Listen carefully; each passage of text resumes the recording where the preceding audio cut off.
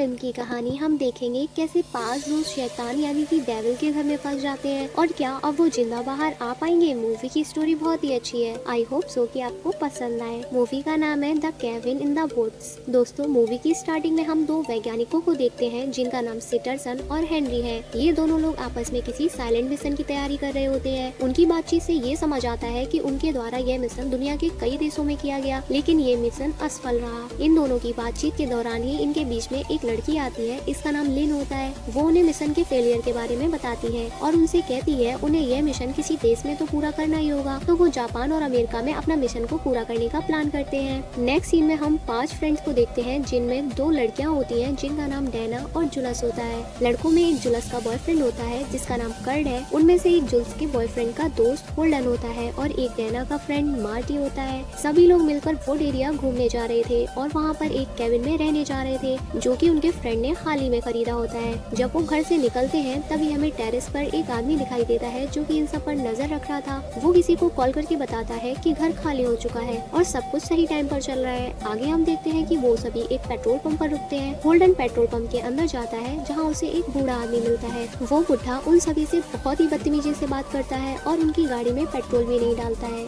सभी फ्रेंड्स बुढ़े से वुड एरिया का रास्ता पूछते हैं लेकिन वो उन्हें कुछ नहीं बताता है। वुड एरिया में जाने और आने का रास्ता एक रास्ता होता है जो कि एक टनल के अंदर से गुजरता है। जब वो लोग टनल के अंदर जा रहे होते हैं तभी हमें उनके पीछे एक चील उड़ती हुई दिखाई देती है। वो चील किसी अदृश्य दीवार से टकराकर मर जाती है। ये आपको आगे पता चलेगा ऐसा क्यों हुआ। वो सभी लोग केबिन तक पहुंचते हैं। केबिन में पहुंचकर वो सभी अपने अपने रूम्स में चले जाते हैं। होल्डर जब अपने रूम में जाता है तो उसे एक बहुत ही डरावनी पेंटिंग दिखाई देती है। वो उस पेंटिंग को हटाकर साइड में रख देता है। तभी वो देखता है कि उस पेंटिंग के पीछे एक पारदर्शी मिरर लगा होता है जिसकी दूसरी तरफ डैना खड़ी होती है। डैना को होल्डर दिखाई नहीं देता, उसे सिर्फ मिरर दिखाई देता है। वो मिरर के सामने अपने कपड़े चेंज करने लगती है। होल्डर डैना के पास जाता है और उसे इस मिरर के बारे में बताता है। इसके बाद सभी दोस्त इकट्ठा होते हैं और इस मिरर को देखते हैं। डैना होल्डर के साथ रूम चेंज कर लेती है। इसके बाद डैना को मिरर से होल्डर कपड़े चेंज करते हुए दिखाई देता है। डैना पेंटिंग को उठाकर वापस उसी जगह लगा देती है। पेंटिंग बहुत डरावनी होती है इसलिए वो उस पेंटिंग को कपड़े से ढांक देती है। आगे हम देखते हैं कि इस पूरे वुड एरिया और केबिन में हर जगह पर कैमरे लगे होते हैं और इस पूरे एरिया को टेक्निकली रूप से हेनरी ने कंट्रोल कर रखा था। ये दोनों वही वैज्ञानिक होते हैं जो मूवी की स्टार्टिंग में हमें दिखाए जाते हैं। तभी सिटरसन के पास एक कॉल आता है। यह कॉल उस पेट्रोल पंप वाले आदमी का होता है। वो कहता है कि उसने अपना काम कर दिया है और उनकी गाड़ी में बिना पेट्रोल भरे ही उन्हें वहाँ से वुड एरिया में भेज दिया है और वो सभी अब अपनी मौत के बहुत करीब है। अगली सीन में हम देखते हैं कि वो सभी फ्रेंड एक झील में नहाते हुए एंजॉय करते हैं। आगे हम वैज्ञानिकों के बेस कैंप को देखते हैं जहाँ पर बहुत से साइंटिस्ट इकट्ठा होते हैं। वो सभी लोग बैट यानी कि सट्टा लगाते हैं कि कौन सा मॉन्स्टर उन सभी फ्रेंड्स को मारेगा।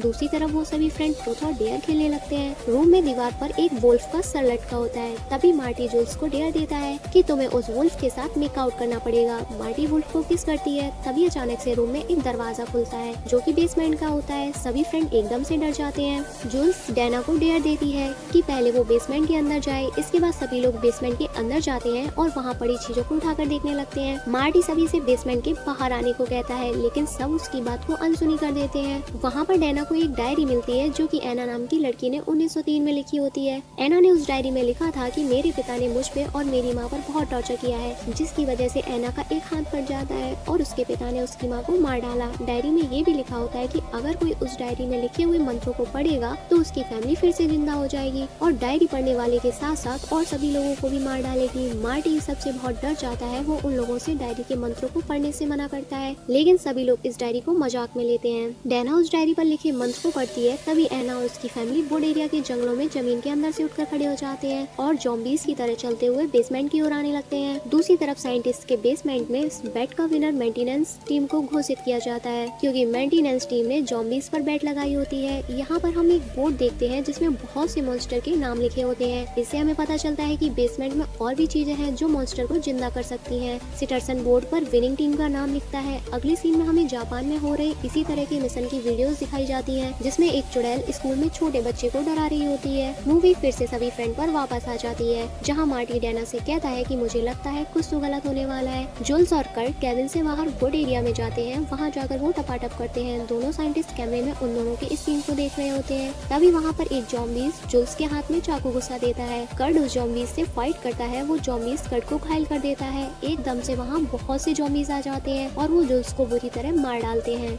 जैसे ही वो लड़की मरती है तभी एक साइंटिस्ट एक चेंज ओवर जैसे हत्थे को नीचे करता है, जिससे कि जुल्स का खून एक दीवार पर बनी ह्यूमन आकृति के अंदर भरने लगता है। कर्ड भागता हुआ केविन के अंदर आता है और सभी को जंगल में हुए हादसे के बारे में बताता है कि कैसे ज़ॉम्बीज़ ने जुल्स को मार डाला। कर्ड सभी से कहता है हमें जल्दी से यहाँ से भाग जाना चाहिए, नहीं तो ज़ॉम्बीज़ हम सबको मार देंगे। तभी एक ज़ॉम्बीज़ उनके दरवाजे का गेट बजाता है। मार्टी डैना से दरवाजा खोलने को मना करता है, लेकिन डैना दरवाजा खोल देती है और उसके सामने एक ज़ॉम्बीज़ खड़ा होता है जिसके हाथ में जुल्स का कटा हुआ सर होता है। ज़ॉम्बीज़ जुल्स का सर डैना के हाथों में फेंकता है। ज़ॉम्बीज़ के घर में घुसने से पहले ही मार्टी और होल्डन दरवाजे को बंद कर देते हैं। कर्ड यहाँ से बाहर निकलने का प्लान बनाने की सोचता है। वो सभी से कहता है हम में से कोई प्लान नहीं बना लेते तब तक हमें घर के अंदर एक खिड़की और दरवाजे को अच्छे से बंद रखना पड़ेगा और हम सभी एक हॉल में ही रहेंगे। इधर दोनों साइंटिस्ट कर्ड का प्लान सुनकर टेंशन में आ जाते हैं। उनको लगता है ऐसे तो ये सभी जिंदा बच जाएंगे। तभी हेनरी एक बटन दबाकर केबिन में एक जहरीली केमिकल गैस छोड़ देता है। कर्ड प्लान चेंज करता है और सभी को अपने अपने रूम में जाने को कहता है। मार्टी की नजर अपने रूम में लगे कैमरे पर पड़ती है। इसके बाद वो रूम को अच्छे से चेक करता है। तभी उसे रूम में माइक भी मिलता है। वो सब कुछ समझ जाता है। तभी विंडो से हाथ डालकर ज़ॉम्बीज़ उसे बाहर खींच लेता है और जंगल में ले जाकर कहीं गायब हो जाता है। फिर हम देखते हैं कि मार्टी का खून भी दीवार में उस मानव आकृति में भरने लगता है।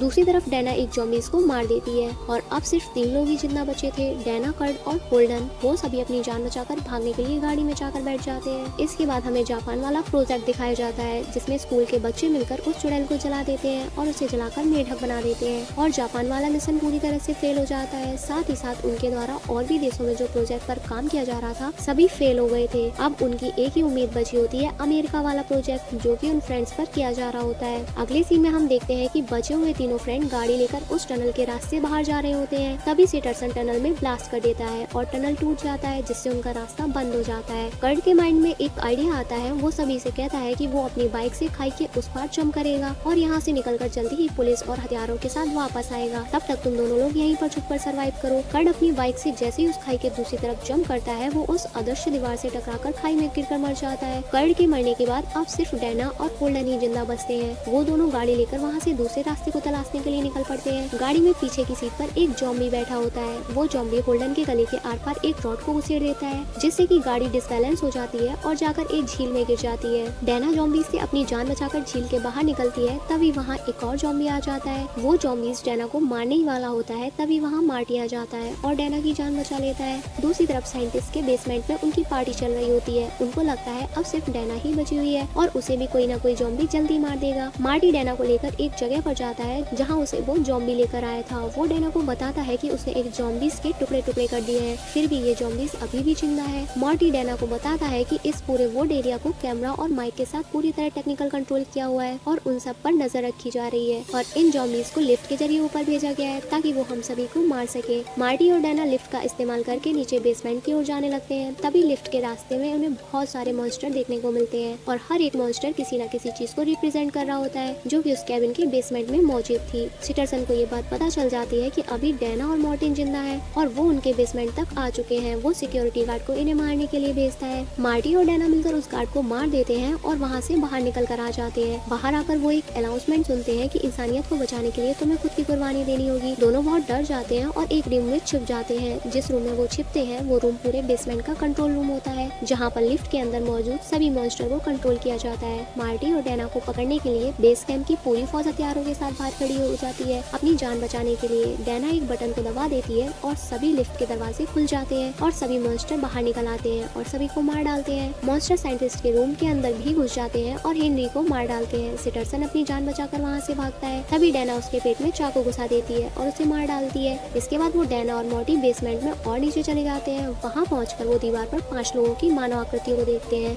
जो उनके सभी 5 दोस्तों के लिए बनाई गई थी, जिनमें 4 लोगों की आकृतियों में खून भरा होता है। तभी वहाँ इस पूरे कैंप की लीडर आ जाती है और उन्हें बताती है हम लोग इंसानों को बचाने के लिए ऐसा कर रहे थे। वो डैना और मार्टी को बताती है कि राक्षसों के देवता जो कि धरती के नीचे रहते हैं उन्हें हर साल 5 अलग अलग पर्सनालिटी के लोगों की कुर्बानी चाहिए होती है। इसलिए दुनिया भर के कई देशों में ये प्रोजेक्ट चल रहा था जिससे राक्षसों के देवता को उनकी कुर्बानी मिल सके। वो मार्टी और डैना को समझाती है कि अगर राक्षसों के देवता को कुर्बानी ना मिली तो वह ऊपर पृथ्वी पर आ जाएगा और मानव जाति का सत्यानाश कर देगा। बेस कैंप की लीडर उनसे कहती है अब तुम लोग ही दुनिया को बचा सकते हो और अपनी कुर्बानी देकर, और यह कुर्बानी तुम्हें सनराइज से पहले देनी होगी। कैंप की लीडर डैना को अपना इमोशनल दुखड़ा सुनाकर अपनी बातों में फंसा लेती है। डैना दुनिया को बचाने के लिए मार्टी पर गन तान देती है। तभी वहाँ पर एक वोल्फ मॉन्स्टर आ जाता है और वो डैना को घायल कर देता है। मार्टी गन उठाकर उस वुल्फ को मार देता है। मार्टी और कैन के लीडर के बीच में आपस में लड़ाई होती है। तभी वहाँ पर डैडी वाली जॉम्बी एना आ जाती है और कैन की लीडर के सर में कुल्हाड़ी घुसा देती है। मार्टी और एना कैन के लीडर को धक्का देकर नीचे खाई में फेंक देते हैं, जहाँ पर राक्षसों के देवता रहते थे।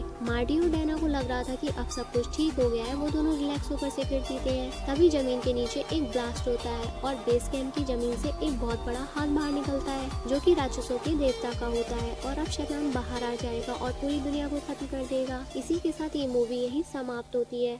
आप कहाँ चले, चैनल सब्सक्राइब करो चुपचाप से।